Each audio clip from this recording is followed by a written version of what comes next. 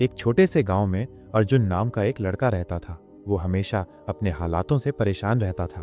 उसे लगता था कि उसकी जिंदगी में कुछ अच्छा नहीं हो सकता। वो अक्सर कहता, मेरे पास पैसा नहीं है, मेरे पास अच्छा घर नहीं है, मैं शहर नहीं जा सकता, मैं कुछ बड़ा नहीं कर सकता। अर्जुन मेहनती था, लेकिन उसकी सोच हमेशा नकारात्मक रहती थी। जब भी कोई उसे कुछ करने के लिए कहता, वो बहाना बना देता, मेरे नसीब में ही नहीं है ये सब। एक दिन गांव में एक बुजुर्ग साधु आए। वे गांव के लोगों को जीवन के बारे में सीख दे रहे थे। अर्जुन भी वहां बैठा था।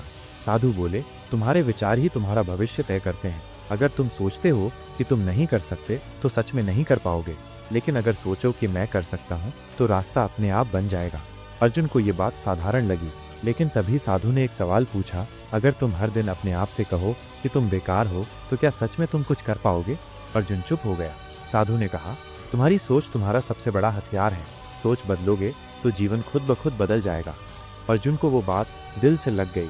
उसी रात उसने पहली बार आईने में देखकर कहा, मैं कुछ भी कर सकता हूँ, मैं काबिल हूँ। शुरुआत में उसे ये कहने में अजीब लगा, लेकिन वो रोज खुद से ये बातें करने लगा। धीरे धीरे उसकी सोच में बदलाव आने लगा।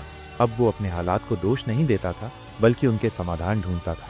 उसने अपने गांव के बच्चों को ट्यूशन पढ़ाना शुरू किया। पढ़ाई के साथ वह खेती में नई तकनीकें सीखने लगा। इंटरनेट की मदद से उसने अपने खेतों को बेहतर बनाया। कुछ सालों में अर्जुन ने अपने गांव में एक छोटा स्कूल खोल दिया। वो अब सिर्फ खुद की नहीं, बल्कि दूसरे बच्चों की जिंदगी भी संवार रहा था। लोग उसे अब प्रेरणा की तरह देखने लगे थे।